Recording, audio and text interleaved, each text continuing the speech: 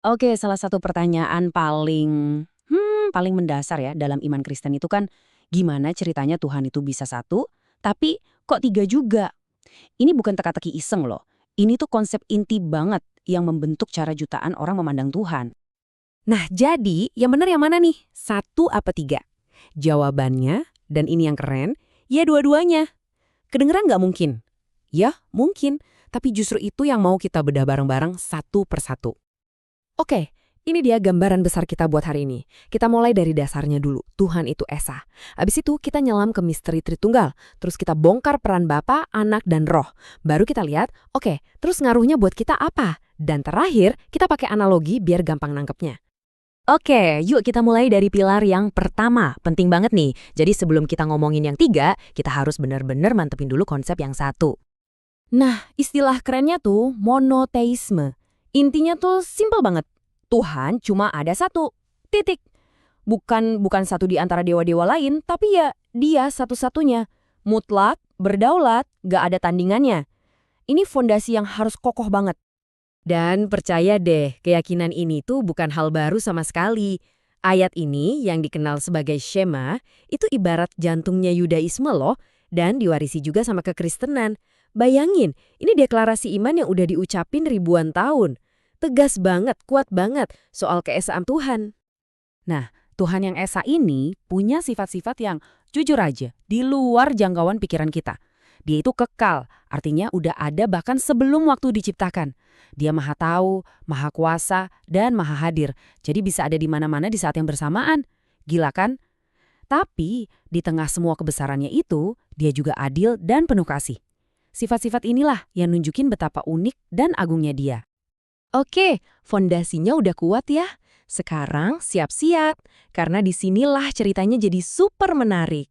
Dari pemahaman Tuhan itu satu, kita sekarang masuk ke misteri. Gimana dia juga bisa jadi tiga?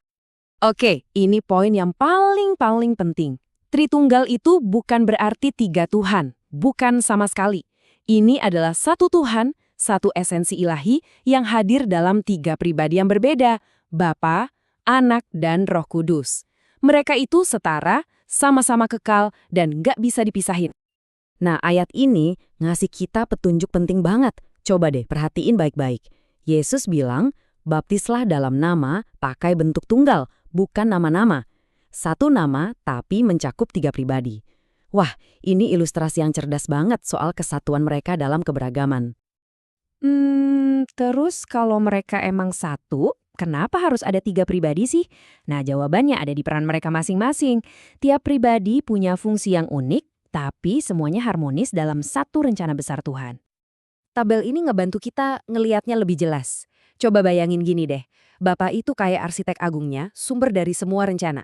Terus anak, yaitu Yesus Kristus, itu yang turun ke dunia buat ngejalanin rencana penyelamatan itu. Nah, Roh Kudus itu kehadiran Tuhan yang personal bareng kita di sini, yang ngebimbing dan ngasih kita kekuatan tiap hari. Jadi, tiga peran beda tapi misinya satu. Oke, kita udah ngobrolin teologi yang dalam banget nih. Sekarang pertanyaan paling penting. So what? Terus kenapa? Apa sih pengaruhnya semua ini buat kehidupan kita sehari-hari? Pertama ya, kalau kita mengakui ada satu Tuhan yang maha kuasa, otomatis kita jadi lebih hormat dan taat kan? Kedua, kita jadi lebih bisa menghargai dunia di sekitar kita, karena ini semua karyanya. Dan yang ketiga, ini ngejaga fokus kita jadi cuma menyembah Tuhan, bukan ciptaannya atau hal-hal lain yang fana. Dan disinilah letak keindahan konsep Tritunggal itu. Iman kita jadi bukan sekedar taat sama satu figur yang jauh di sana, tapi jadi sebuah hubungan yang kaya dan dinamis. Kita bisa ngobrol sama Bapa sebagai pencipta kita diselamatkan sama Anak sebagai penebus, dan kita dibimbing setiap saat sama Roh Kudus sebagai penolong kita. Jelas ya, otak kita sebagai manusia itu kan terbatas. Jadi susah banget buat nangkap konsep ilahi ini sepenuhnya.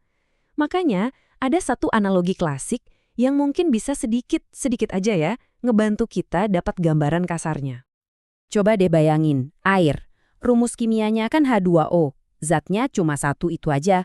Tapi, zat yang satu itu bisa kita temuin dalam tiga bentuk yang beda banget. Ada es yang padat, air yang cair, sama uap yang bentuknya gas. Semuanya itu tetap H2O loh, tapi wujud dan fungsinya beda-beda.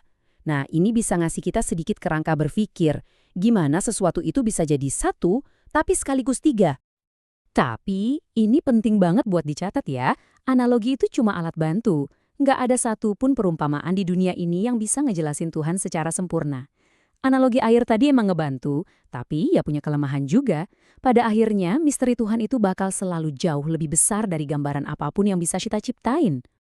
Nah, sebagai penutup, saya mau ninggalin satu pertanyaan buat kita renungin bareng-bareng. Udah bukan soal definisi lagi, tapi soal pengalaman pribadi. Coba deh, dalam perjalanan hidup Anda, di momen-momen mana Anda ngerasain secara nyata karya Sang Bapa, atau pengorbanan Sang Anak, atau mungkin bimbingan dari Sang Roh Kudus?